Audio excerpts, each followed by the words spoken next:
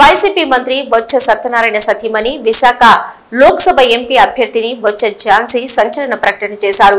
కేంద్రంలోని ఎన్డీఏ కూటమి Visakha steel plant ప్రైవేటీకరణ ఆపితే పోటీ నుంచి తప్పుకుంటానని సవాల్ విసిరారు. పోలింగ్ కు ఇంకా 36 గంటల సమయం ఉందని, ఈలోగా కూటమి తన సవాల్ స్వీకరించి ప్రైవేటీకరణ చేయమని ప్రకటన చేయాలని డిమాండ్ చేశారు. పబ్లిక్ సెక్టార్లోనే విశాఖ స్టీల్ ప్లాంట్ను కొనసాగిస్తామని హామీ ఇవ్వాలన్నారు.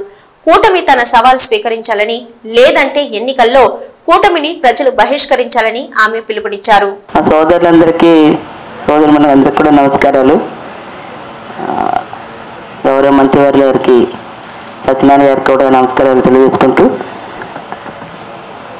దాదాపు ఈరోజు 5 గంటలకు ఎన్నికలు ప్రచారం సమాప్తం అవుతుంది.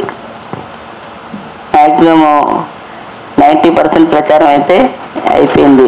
ఎక్కడికి వెళ్ళినా మరి విశేష రీతిలో ప్రజలు రావటం, వారి తాలూకా ఆశీర్వాదం ఇస్తామని చెప్పని రావటం, ఎక్కడున్నా జగన్మోహన్ రెడ్డి గారు వారు చేస్తున్న సంక్షేమ అభివృద్ధి పట్ల ఇంకా కొనసాగించాలి, మేము ఉంటామని వారు భరోసా ఇచ్చే విధంగా ఎక్కడికైనా వారు రావటం, మరి మీ అందరి ద్వారా ఈ ప్రచారంలో పాల్గొన్న ప్రతి ఒక్కరికి, అలాగే మీ ద్వారా రేపు విలువైన ఓటుని కూడా సరైన వారికి, అందుబాటులో ఉండేవారికి, సమస్యల పట్ల తెలుసుకున్న వారికి ఈరోజు మరి మీ విలువైన ఓటుని డెవలప్మెంట్కి ఇవ్వాలనే ఉద్దేశంతో ఓటుని 1-4 సార్లు మీరు ఎన్నుకునే అభ్యర్థిని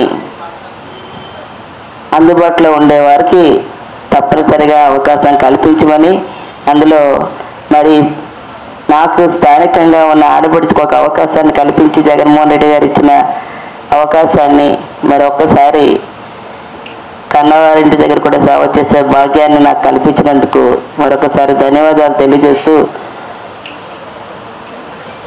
మరి ముఖ్యంగా ముఖ్యమంత్రి గారి తాలూకా వారి విజన్, ఉత్తరాంధ్రలో కీలకమైన విశాఖపట్నం ఇవాళ పార్లమెంటు సభ్యులుగా నాకు అవకాశం కల్పించారంటే ఉత్తరాంధ్రలో కీలకమైన